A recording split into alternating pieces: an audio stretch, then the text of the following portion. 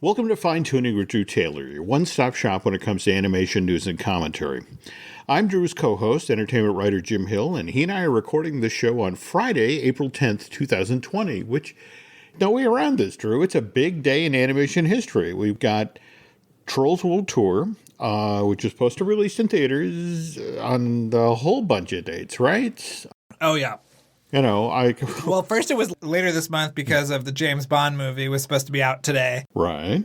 And then they bumped it up, and it was supposed to play theaters, but now there are no theaters, and so now it's streaming at your home for $19.99 for a 48-hour rental period. Yeah, the now on-demand world premiere at home. And look, you've seen this movie, I've seen this movie. It's fun, Yeah. But it's one of these things, if I were going to pick the movie to change, Hollywood history, be the one that sort of plowed the road for a new distribution model, I don't know as it would be this one, but it's also... Hudson Hawk already came out, Jim, so you can't choose that. Well, it's kind of like...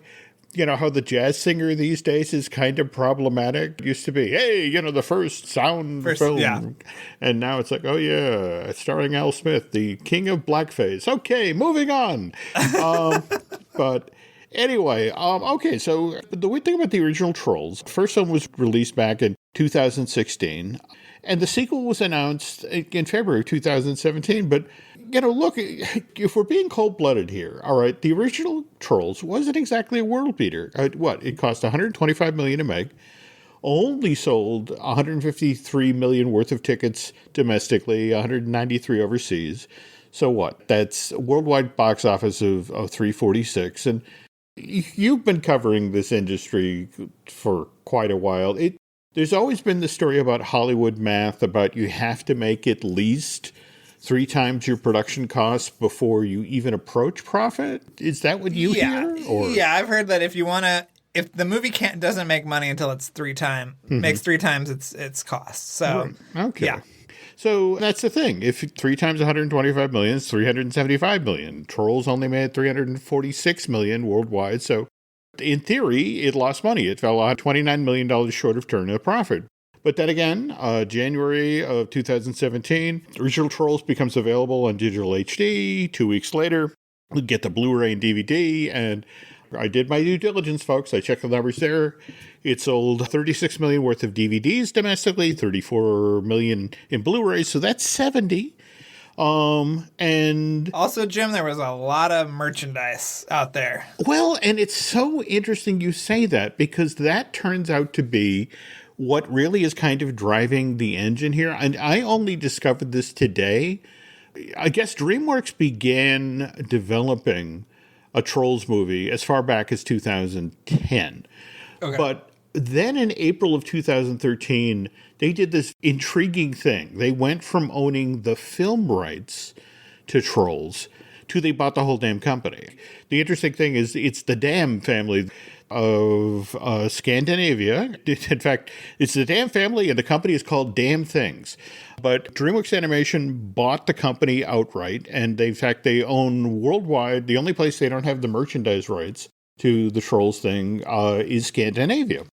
So the weird thing from the company's point of view is that this was a way to be able to build a franchise, and Trolls have been around for almost 60 years at this point, and basically build a franchise from the ground up that had already this amazing merchandise component. So the interesting thing, again, is that, got to remember, the original Trolls comes out November 2016, but in April of that same year, NBC Universal buys DreamWorks Animation for $3.8 billion.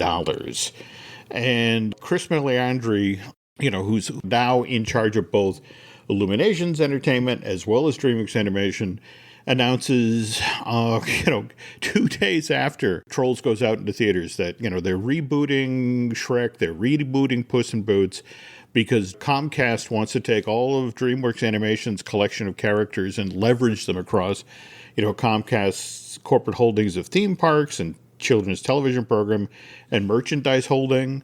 So just like 6 months later, they have this announcement in the fall of 2017 where it was like the Trolls equivalent of D-Day. I mean, first they announced, earlier that year, we got the announcement that, okay, we're getting the Trolls sequel. Then that fall, they announced that there's going to be a holiday special, the Trolls holiday that's going to air on November 24th of 2017. But here's the thing, Drew. 4 days later, the DVD goes on sale. And then 10 days after that, it starts streaming on Netflix. And it's one of these things where inside of just 12 days, from network debut to store shelves to streaming, no property has ever moved that fast before. So in a weird way, to have Trolls World Tour sort of make history and, be the first to do the on-demand home premiere, skipping the theatrical release. At the same time, if you go back to 2017, between this network to store shelves to streaming inside of 12 days, this franchise has always been plowing new ground. So, and then what's weird is just 6 weeks after that, we get the DreamWorks Trolls The Beat Goes On, the original series for Netflix, which I still don't get how they do this for streaming services. But again, the show debuted in January of 2018. It's already had 8 seasons. Yeah, I don't get that either. It's like She-Ra is about to end, and it's 6 seasons, and it feels like, wait, didn't this show come on 6 weeks ago? Yeah, I just do not get this. But anyway, speaking of streaming, we should talk about Playdate with Destiny. Yep. Which the Simpsons short that ran in front of Onward and now being shown on Disney Plus. Did I hear correctly? There was supposed to be some additional stuff in the short for Disney Plus, or did you see my note about how it's part of a larger episode? Oh, yes. Okay, so the short will actually be featured additionally in a episode called The Incredible Lightness of Being a Baby, which airs on April 19th. So that's, what is that? Yeah, that's 2 weeks. Okay. You will see it in a larger context then. So, I mean, I was answering a question from somebody on Twitter, and then 5 minutes later, they announced that the short is going to be on Disney Plus, and I was like, oh, okay, well, there's that too. So, wow.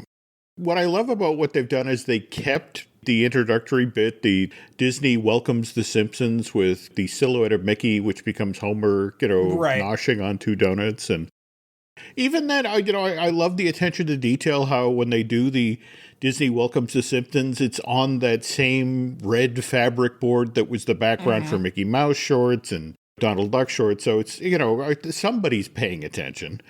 But kind of interesting, this is directed by David Silverman, who also directed the last Maggie Simpson short, the 2012's The Longest Daycare. And David is a genius. We have to say that too. He co-directed Monsters Inc. with Pete Docter. Good. No. He's kind of been out of the mainstream for a little while, but he's still always doing something. And the last time I saw him actually was when I went to the recording sessions for Zootopia. He was sitting in the back of the room with Jim Reardon and a bunch of other animation greats, which was really cool. Wow. Yeah. Okay. Interesting. And this comes, by the way, from Animation Magazine, but it was supposedly James Brooks himself who supposedly pushed that, this go out into theaters ahead of Onward. Interesting. Yeah, I hadn't heard that before. And evidently, David came up with the idea for the short just as it was revealed that Disney was going to acquire Fox. And so, again, if you haven't seen it, folks, seek it out. More to the point, if you haven't seen Onward, just dropped on Disney Plus last week. And can you talk a little bit about how Disney's feeling about this, Drew? From everybody that I've heard, that the way that they did it with the VOD and then the Disney Plus, that everybody is happy. It's basically what we had hypothesized earlier, where it's it'll make money on VOD. And a lot of people have bought it, I think, prior to it streaming on Disney Plus. So it made up the kind of box office that it maybe would have had if it had stuck in theaters longer and maybe was not released in the beginning stages of a pandemic. But also, that it gave Disney Plus a real shot in the arm with this brand new movie that's now available. I mean, it's not even coming out on Blu-ray. I don't know if anybody knows this, but I mean, it's coming out on Blu-ray in May. And they haven't even bothered to release a press release for it, basically. And now with everybody furloughed, like 70% of publicity and marketing furloughed, who's going to tell you that it's out? So I will do that. It is coming out on May 19th. Okay. It will have all the special features that they were... I don't know if you saw last week with like Entertainment Weekly and a couple of other websites had deleted scenes, stuff that's actually in the book, by the way, The Art of Onward, which I wrote, which you can pick up now. Smooth, and then none of that was on Disney. Yes. Okay, keep going. But none of that was on Disney Plus. So it's like, well, where is it? It'll be on the Blu-ray May 19th. Pick it up. I'll probably buy it anyway. And yeah, but I think we need to talk about the newest fan of Onward. Well, yeah, no, please, please. Mind you, what was it? He posted this on Facebook. I guess it's a 14-minute long video. Yeah. Okay. Okay, Kevin Smith is very confessional. Let's just say that. If you've seen his movies, he's an open book. And he wrote, "Bad idea to wake and bake and watch Onward." And it was just him sobbing for the entire video. Yeah. I love at one point he holds up, what is it, a box of Kleenex? You're going to need a whole box of these. I mean, just sort of, oh my God. But as part of this 14-minute long video, Kevin talks at length about his own brother, his own older brother, who he feels formed his sense of humor. When his brother would laugh, Kevin would want to know why. And, his brother would explain, and that's how he discovered comic books and the like. So the movie hit Kevin where he lived. So, right. So again, also he was very high, so there's that too. So maybe watching it while high will amplify the effects of the movie. It's kind of a trippy. I mean, it's sort of a movie that looks like a painting on the side of a van or a 70s album cover. So I say that's perfect, right? Oh! Before we forget, though, I guess we should also mention that in Disney Plus related news that Disney released this week that they are now at 50 million subscribers, which pleased Wall Street no end. For the first time in a while, the Disney stock went up. And isn't that halfway to the number they said they wanted to have in 5 years? Or oh yeah, I think it's more than that. I think they wanted. Well, I can't remember what the exact numbers were, but I was reading something today that a lot of those numbers are actually Hotstar users from India. Really? Yeah. So they've already had it. Disney bought that subscription service. There was a great John Oliver segment about this a few weeks ago. I don't know if you saw it. Yeah, I mean, they said they had a goal of 60 million to 90 million global subs by end of fiscal 2024, which is middle of October. And now they've already got 50. So it's pretty good. Wow. I mean, it's the only part of the company with the lights on. So, Well, but at the same time, no pressure. Think about everybody else. I think about, for example, how would you like to be NBC Universal with, where are we supposed to be now in the push out of Peacock Live? Oh, God. Wasn't it supposed to go out to already folks who subscribe to Comcast and then be thrown open to subscribers? Or there was a 3-month introductory window? Or well, it's also a free subscription initially, but it has commercials. Oh, that's right. Remember, I think there's 2 or 3 different tiers that you can subscribe to. But yeah, Peacock, I don't know where Peacock is. I saw today that HBO Max, the Friends reunion is obviously not going to make the launch of HBO Max, but, I don't know. It's interesting. Okay. Well, while we're talking about streaming services, we might as well talk about what Disney Plus revealed is in the works today. I mean, you reached out as soon as you heard about this, and I'm still trying to wrap my head around it. Yeah.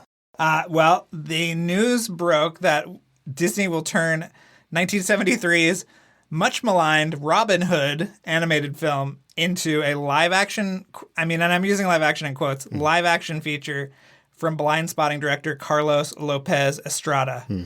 And the thing that was not reported that I talked to you about that I think is so interesting is that Carlos is developing an original film for Walt Disney Animation Studios right now.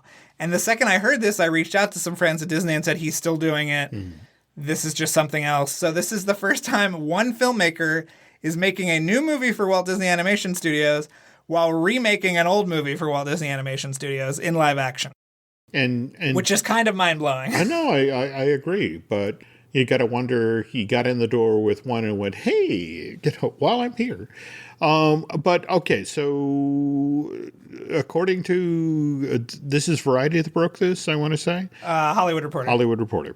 Okay, so it's being developed with, and again, this is the animals version. This is not the live action version Disney did back in the 50s. So, but it's going to be in kind of the style of Jon Favreau's Jungle Book and Lion King, right? Only. Yeah, I mean, I think that's the only way they can do it, right? Yeah. Well, I mean, given, I mean, the thing of the original, I mean, it's got that wonderful vocal performance by Peter Ustinov, so it's going to be fascinating to see who they land to do Prince John.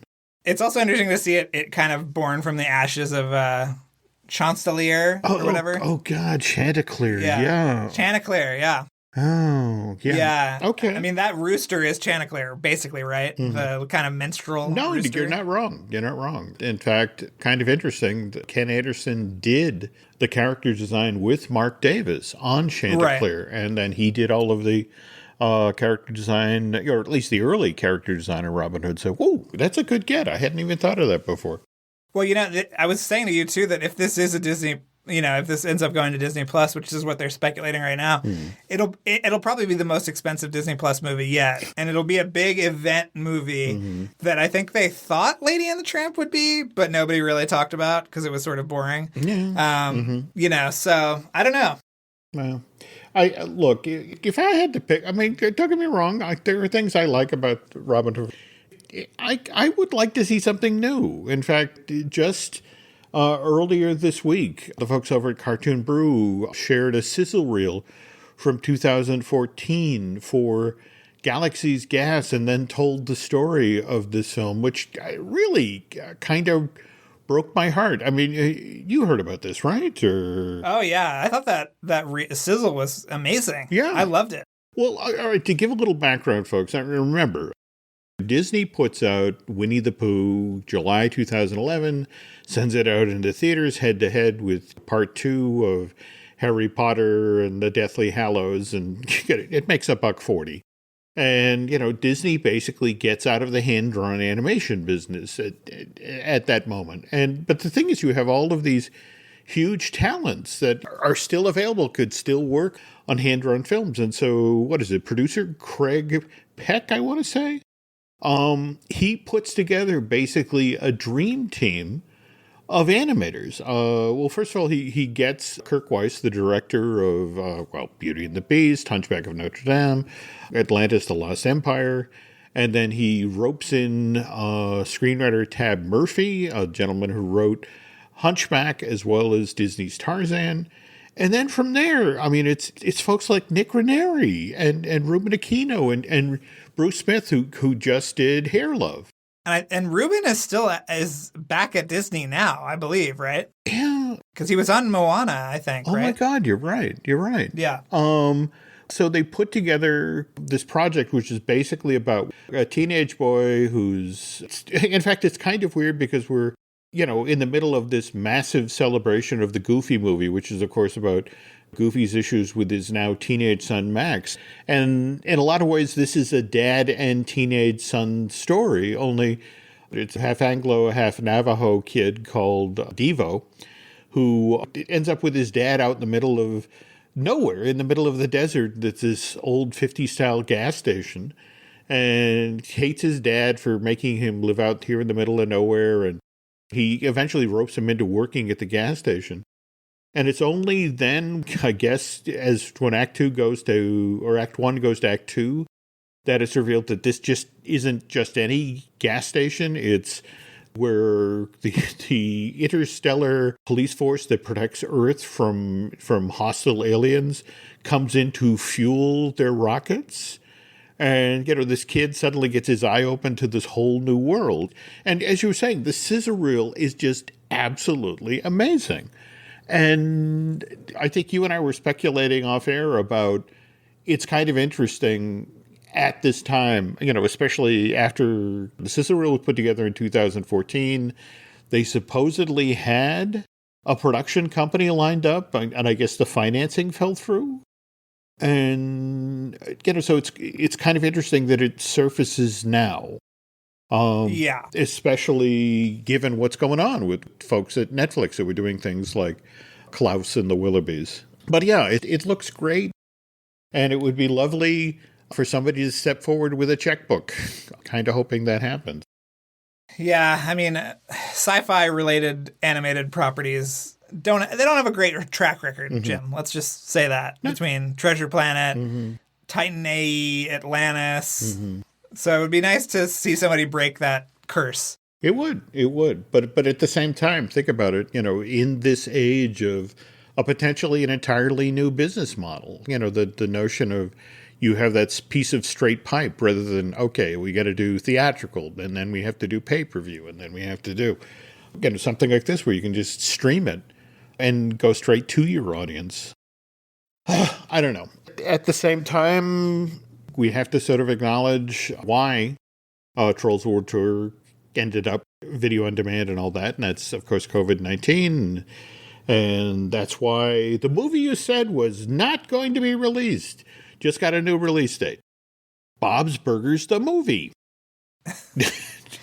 Technically, it still has not been released, Jim. So I am right. At least I'm not saying you're wrong. I'm just saying that for those of us who love the kids and love the show, it's now supposedly been pushed out to April 9th, 2021, 9 months. So there's that. I put it on my schedule, and I'm not taking bets that it actually makes it there, but I was going to say that's a long time to, sneakily put it on Hulu or Disney Plus. Let's just remember that. Okay. All right. And let's see. Continuing the news roundup here. You pointed out Skydance Media just acquired Ilion Studio. Is that right? Yes. It's a Spanish studio. And I thought what was interesting was that in the announcement of this acquisition was some very interesting things buried about the upcoming movies that are in the works, which we knew about Luck. Yep. Which is the one who left that one? Brenda Chapman or someone was working on that and they left? And I want to say Peggy Holmes is now... yes, okay. Peggy Holmes is now doing it. Then there's one called Spellbound, which is directed by Vicky Jensen, who did Shrek and Shark Tale, and written by Linda Wolverton, who did Beauty and the Beast and The Lion King, and is a, quote, musical fantasy set in a world of magic where a young girl sets out to break the spell that has split her kingdom in two. So that sounds cool. Yeah. But I was most intrigued by the fact that they have a Nathan Greno project on the books called Puku. And that's basically all we know about it. It's produced by Jennifer McGee Cook, who produced Princess and the Frog. But as we all remember, Nathan was the one directing Gigantic at Disney, which is one of the more spectacular failures, or canceled movies, I should say, in recent memory. I was just cleaning off my desk earlier this week, and I found the button they gave out at the D23 Expo of the Beanstalk. Oh, yeah. I have a T-shirt with that Beanstalk on it. Really? Yeah. I remember when Meg LaFave was going to co-direct it, too. I mean, it's just one of these things when you look at it on paper. You've got Nathan Greno, half the team that did Tangled. You've got the Lopez's coming off of Frozen, and Avenue Q and the like. And, and I have to say, I loved the Storm Giants conceit. And they did show that one number at the expo of the little girl basically playing with Jack. But again, like he's a Ken doll. Right. It wasn't the greatest song. Let's be honest here. I mean, it was Little Man, I think. Yeah, there we go. Right. It was a comic number, but I keep hoping that at some point, somewhere along the line, because this stuff does leak out. Think about how much we've seen of, Angel and her no good sister, My People's, A Few Good Ghosts over the years. But yeah, it just seems like on paper that one should have worked. And what did they do? They did $120 or $150 million write down on it. Yeah. They wrote the whole thing off. And So, Oh yeah, it was deep in development when I was at Disney, and my uncanny ability for getting lost coming back from the bathroom. So I've seen a lot of really cool stuff from it that I wish would come out in well, some legal way. I should yes, say. yes, Yes. there we go. But at the same time, to double back to Skydance, I mean, when you think about it, Vicki Jensen, Peggy Holmes, Nathan Grano, Linda Wolverton, and a certain Mr. Lassiter, that's quite the bench. Do we have anything approaching release dates yet? I mean, I know Lucky. No, that's the thing is these things are never like. When are they coming out? It's crazy. Put up or shut up is what I say, Jim. All right. Well, look, if you could put up with a little bit more show, folks, after we get back from this break, Drew's going to share some amazing stories about the Goofy movie. Oh, the sick day struggle is real. But with Dimetapp, it doesn't have to be. Children's Dimetapp works quickly to soothe multiple bothersome cough, cold, and allergy symptoms in a single dose. Our fast-acting formulas are designed with kids in mind, so they get everything they need and nothing they don't. Available in liquid and on-the-go chewable tablets. Tap the banner now to shop at Amazon and say goodbye to the sick day struggle with Dimetapp. Use as directed. You don't technically need this car. You say that out loud to yourself. You say, I have no space. You say, I'm just looking. Then you click. Then you zoom in on photo number 87 and whisper, oh no. Then you text a friend, the one who always enables you. You say to yourself, this is the last one, knowing it is not. You don't need this car. But maybe, just maybe, this car needs you. Bring a trailer. It's never just a car.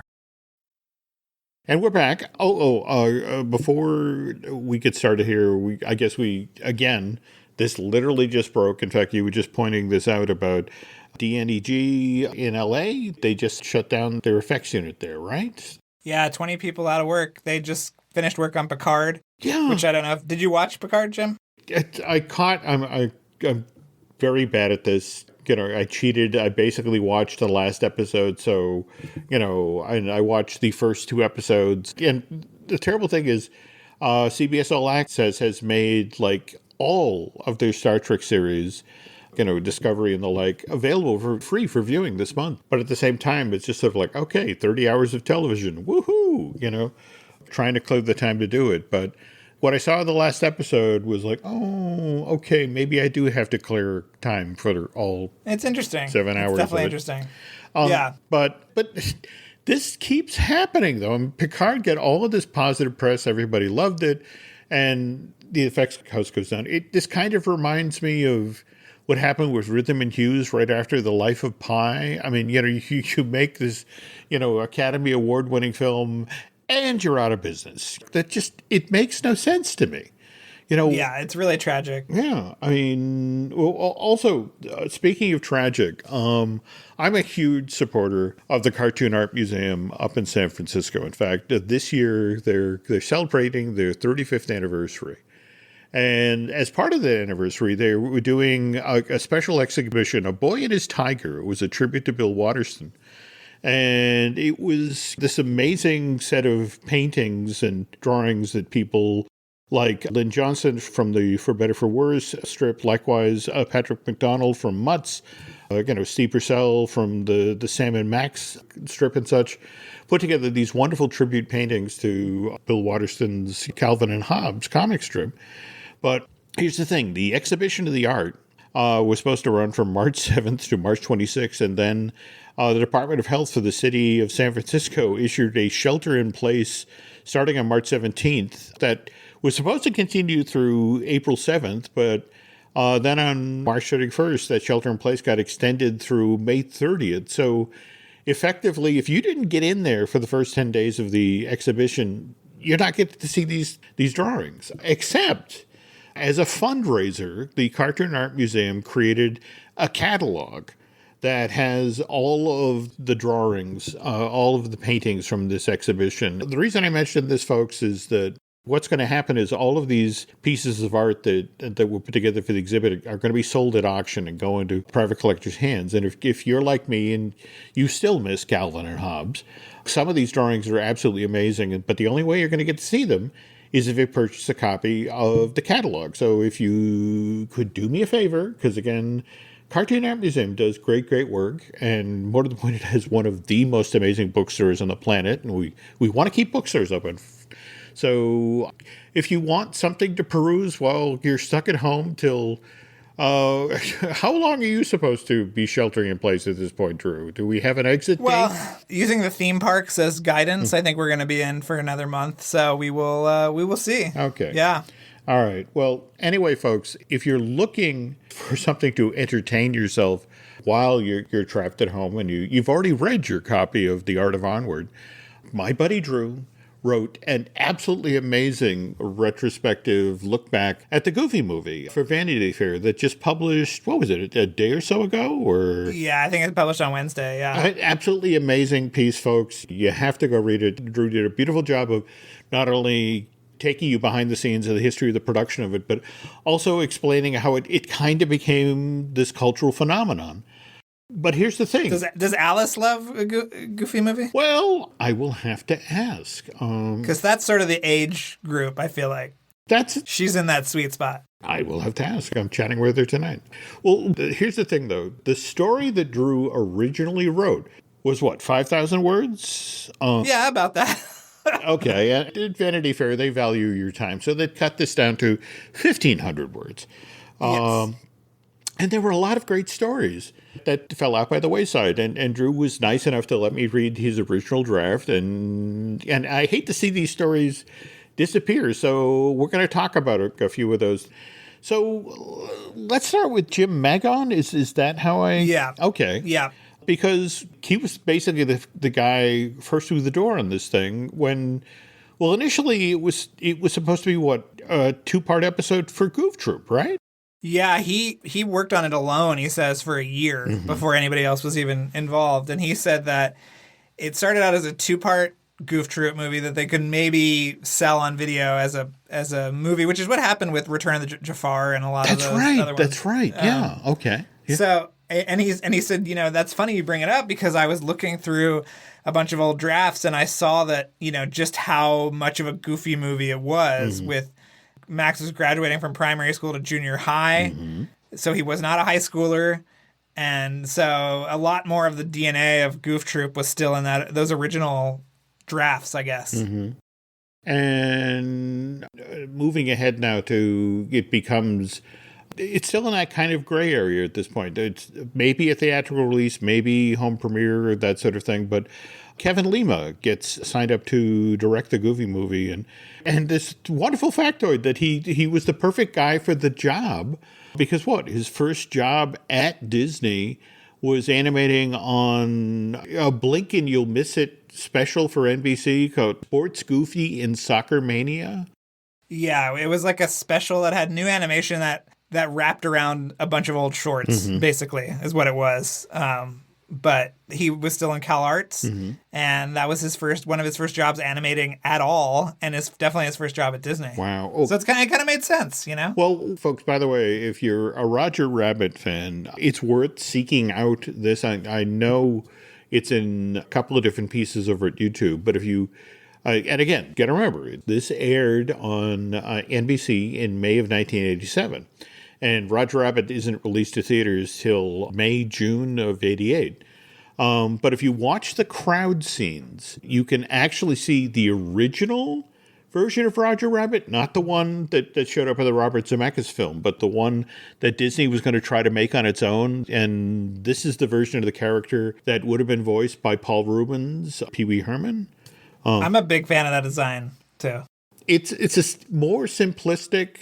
I don't know if you've ever had...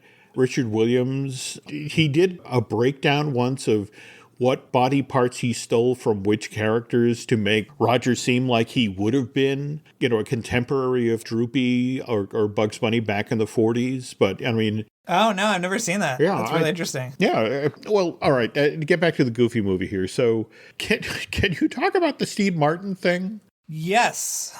Okay. Is that not in the article? I remember that was like a source of contention. Well, no, no. It definitely made it, but it's definitely worth talking about because, again, face it, just this past weekend, We had the DuckTales episode where we had Don Cheadle as Donald, and I got on board with that fairly quickly. So the whole notion of that we could have had a Goofy movie with Steve Martin as Goofy. Yeah. Oh. I mean, the thing that didn't make the article, I think, is that they made Bill do it in his normal voice for a while. And in a weird way, it allowed them to kind of find the depth and emotionality of this version of Goofy, which was not there before.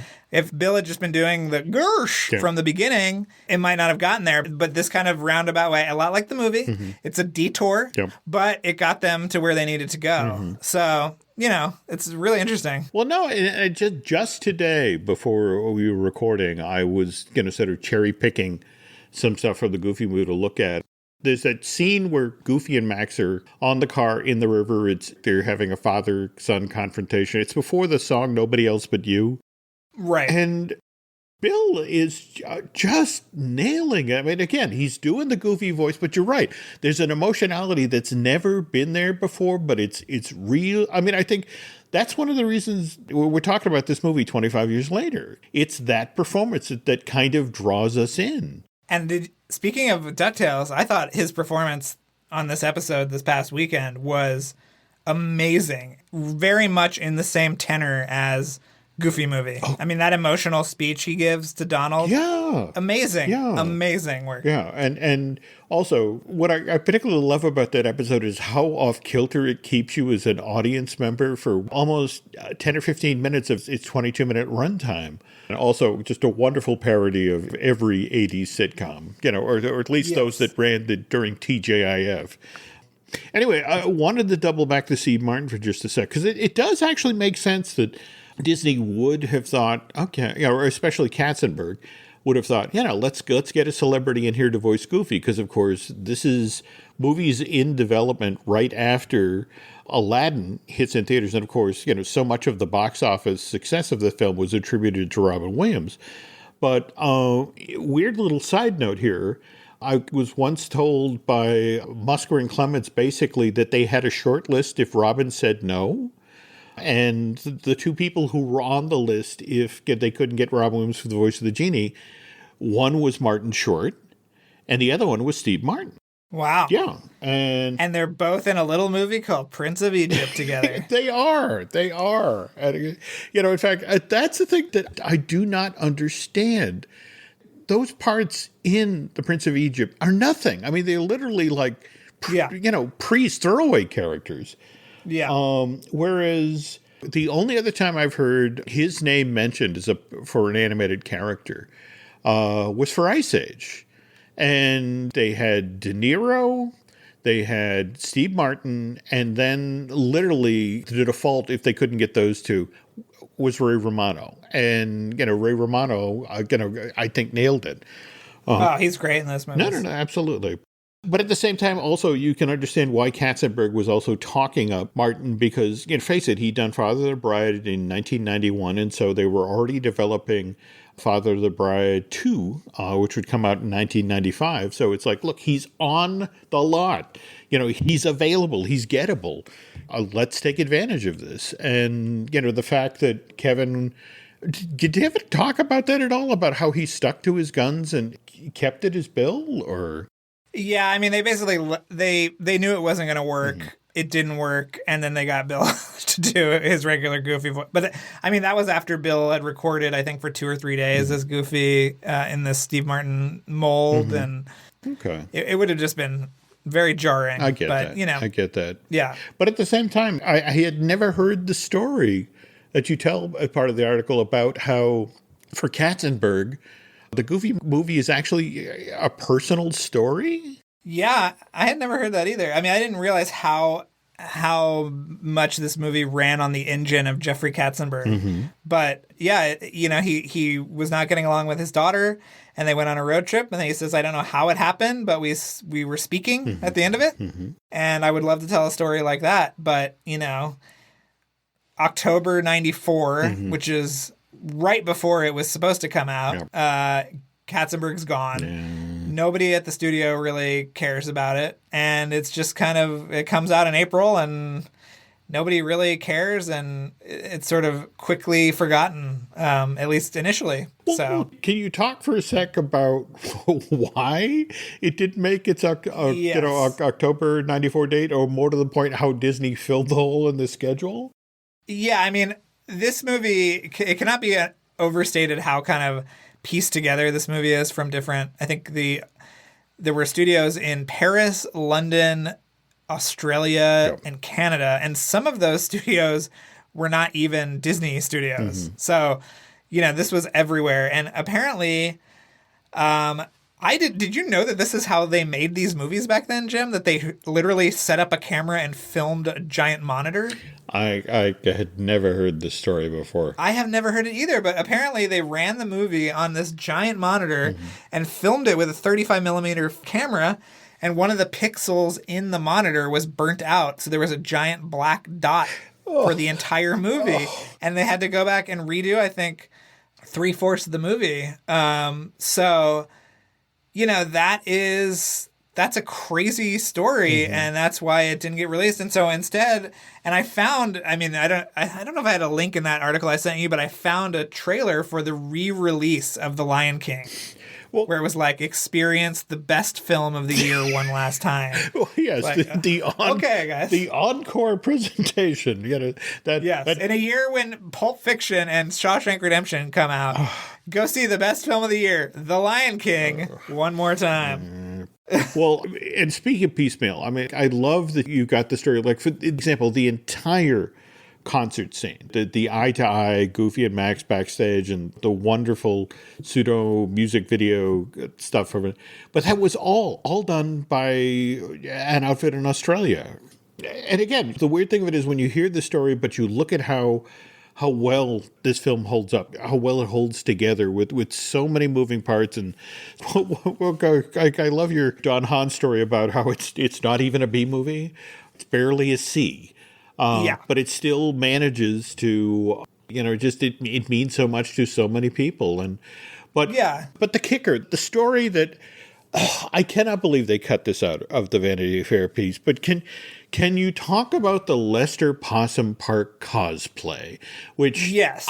How did I miss in this costume? It was amazing. So at D23 2017, there's literally a giant Lester possum, the mascot from the kind of like Tiger King meets Country Bear Jamboree Possum Park from the movie. And I just hear this Drew coming out of this possum, and it's Sarah Sterling, who is a wonderful sort of Disney personality, and she's on Instagram and YouTube and stuff like that. And she had created this thing, and she had worked with a fabricator in, where was it, like Peru or Brazil or something.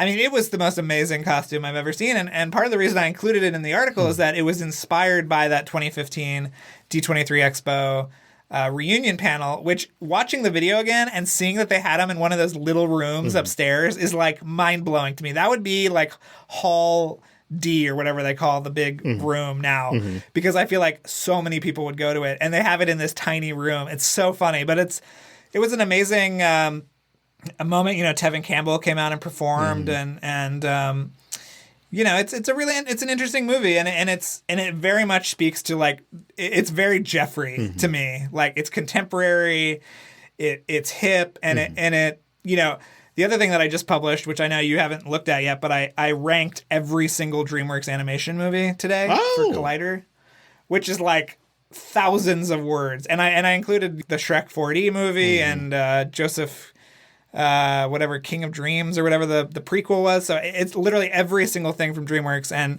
and watching Goofy movie and then seeing his output in DreamWorks, very much I think same piece. Wow. Yeah. Did you get combat pay to watch Shark Tales again? That was a rough one, Jim. That was a rough. I rewatched every single movie. Yeah. Yeah. On the other hand, you did get to see Over the Hedge again, which I was surprised. There were some that I was surprised at how good they were. I mean, and I had always liked Sinbad. I think Sinbad's aged better than Road to El Dorado, which is sort of has some kind of cringy kind of stuff in it. It does. It does. yeah. But at the same time, I love that scene on the boat between the chief and I think it's Diego who's explaining that he's going to stay and get it. Okay, sure, you can change your mind. Nobody's perfect, and you get the entire. The chief knows, but he's okay with it. I mean, it's just sort of brilliant animation. But there's a lot about it's that. Beautiful animation. It's interesting too that and Empire of the Sun both got kind of downgraded to kind of like comedies in a way because Road to El Dorado was going to be much straighter at one point. Oh, good. Very much so. But again, another topic. We should talk about that another show. But by the way, folks, well, we're recording it now. You'll miss it. But what is it? D23 is doing a Goofy movie viewing party tonight. Hopefully, some of you are watching it. Hopefully, some of you are watching it. But if you miss that, of course, there is always Light the Fuse, which has the most amazing. In fact, I was so thrilled for you to see the editor of The Last Jedi. Get that story. I'm glad someone was happy about that, Jim, because I was mortified. I hate the conversation around the Last Jedi of it. But yeah, I mean that got picked up by everybody. Yeah, but no. But we have a great interview today with David James, who was the on-set photographer for 4 of the movies, and who first worked with Tom Cruise back on Legend. If you can believe that. Oh, so he has amazing stories, and he got the famous photo of Tom at the top of the Burj, which was so cool. That shot of him like shoeless on top of the building. Oh my God. And he's got amazing stories, and it's a piece of the movie making process that not too many people know about. So I was really happy to kind of shed some light on what an on-set photographer does. And his last movie was Fallout. He's retired now, but he's got some amazing stories. So check that out. No, absolutely. Seriously, folks, if you're not listening to Light the Fuse, and again, please understand that what Drew does that's great about this show is the Venn diagram. That yes, you get the Mission Impossible stories, but you also get all of the other movies that these guys have worked on, and you're just so good at drawing those stories out. I got some good stuff from Rydstrom on Newt coming up, Jim. So get ready for that. Okay. All right. Okay. So, what do we got? Disney Dish with Len Testa. We got Marvelous Disney with Aaron Adams. In fact, we'll be dropping a new episode of that later tonight.